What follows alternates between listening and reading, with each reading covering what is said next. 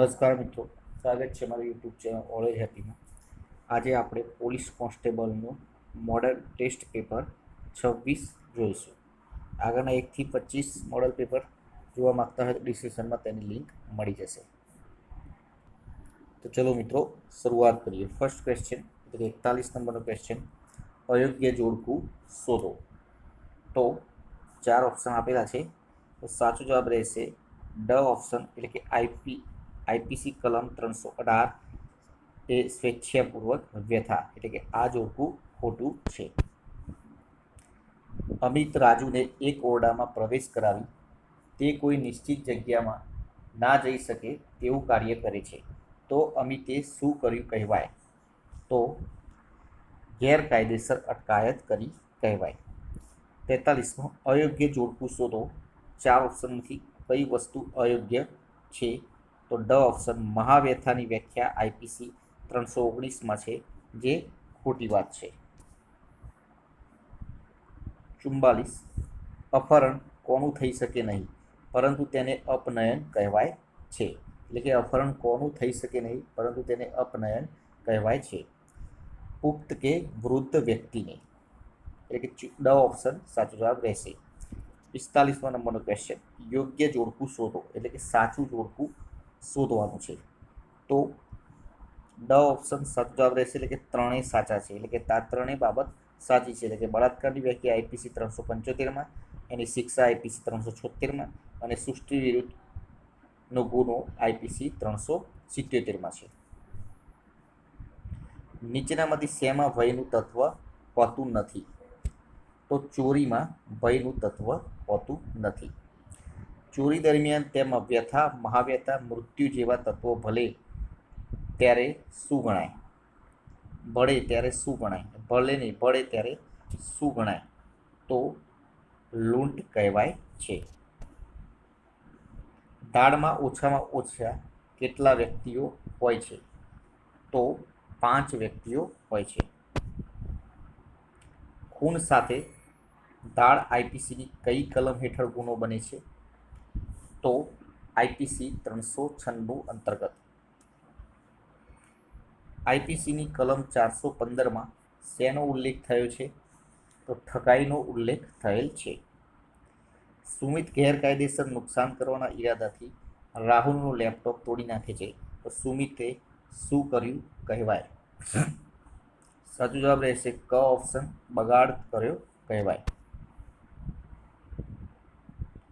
અયોગ્ય જોડકું શોધો. તો અયોગ્ય જોડકું ડ ઓપ્શન, આઈપીસી કલમ 444 રાત્રે ગરફોડ આજે અયોગ્ય જોડકું છે. પતિ અથવા પત્નીના સગા દ્વારા પત્નીને અપાતો ત્રાસનો ઉલ્લેખ આઈપીસીની કઈ કલમમાં છે? બ ઓપ્શન, આઈપીસી 498 એમાં. બદનક્ષીની વ્યાખ્યા આઈપીસીની કલમ 499માં છે, તો તેની શિક્ષા કઈ કલમમાં આપેલી છે? અ ઓપ્શન, આઈપીસી 500 અંતર્ગત.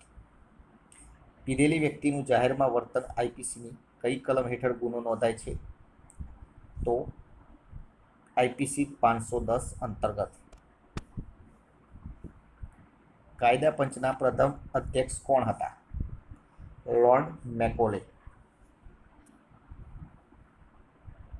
IPC Indian penal code British સંસદમાં કેટલામો કાયદો હતો? 45મો. આઈપીસીની કઈ કલમ અનુસાર અસ્થિર મગજની વ્યક્તિનું કૃત્ય ગુનો બનતું નથી? આઈપીસી 84 અંતર્ગત. કેદના પ્રકાર કેટલા છે? 2 પ્રકાર છે.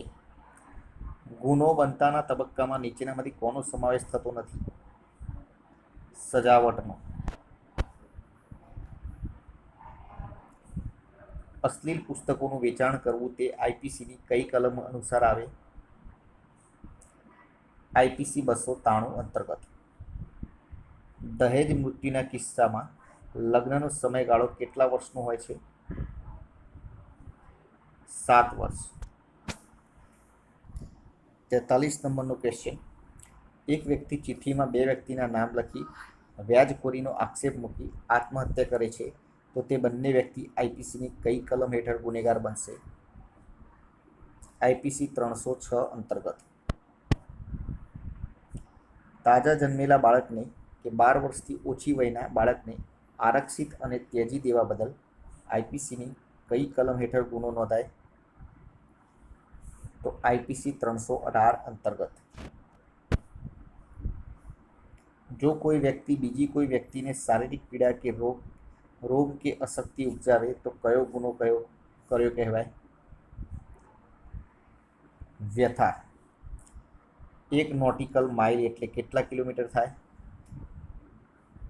1.852 કિલોમીટર. 86 નંબરનો ક્વેશ્ચન, નીચેનામાંથી કયો કેદના બે પ્રકાર છે? કઈ કેદના બે પ્રકાર છે? આ ઓપ્શન સાચો જવાબ રહેશે સાદી અને સખત કેદ. સખત કેદ 6 મહિનાની થઈ હોય તો એકાંત કેદમાં વધુમાં વધુ કેટલી થઈ શકે? સાચો જવાબ રહેશે બ ઓપ્શન એટલે કે 2 મહિના.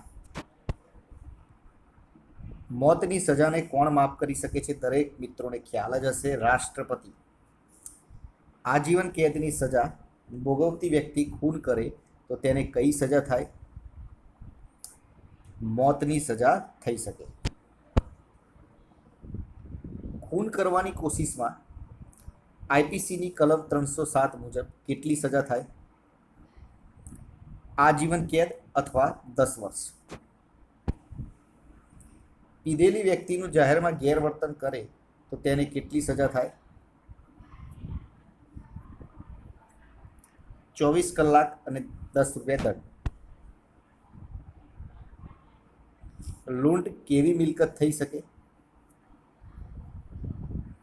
બંને, એટલે કે સ્થાવર અને જંગમ બંને મિલકત થઈ શકે. ખોટો પુરાવો આપવો આઈપીસીની કઈ કલમ હેઠળ ગુનો બને છે? આઈપીસી 193 અંતર્ગત. આઈપીસીમાં પેટા પ્રકરણ સહિત કુલ કેટલા પ્રકરણ છે? 26. આઈપીસીમાં કુલ કેટલી કલમો છે? 511. આઈપીસી પ્રકરણ 17 કયું છે? મિલકત વિરુદ્ધના ગુનાઓ. આઈપીસી નીચેનામાંથી કોને લાગુ પડે?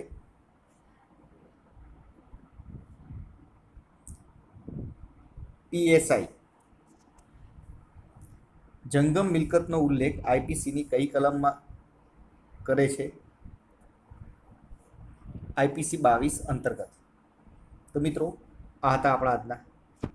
અને લાસ્ટ ક્વેશ્ચન, પોતાની ઈચ્છા વિરુદ્ધ કરાયેલા નશાના કારણે નિર્ણય ન કરી શકે તેવી વ્યક્તિએ એ કરેલું કૃત્ય ગુનો નથી. તો ચલો મિત્રો, આ હતા આપણા આજના પ્રશ્નો. કાલે ફરીથી નવા વિડીયો સાથે મળીશું. વિડીયો પસંદ આવે તો લાઈક કરજો, શેર કરજો, ચેનલને સબસ્ક્રાઈબ કરવાનું ભૂલતા નહીં. નવા વિડીયો સાથે ફરીથી મળીશું. જય હિન્દ, જય ભારત.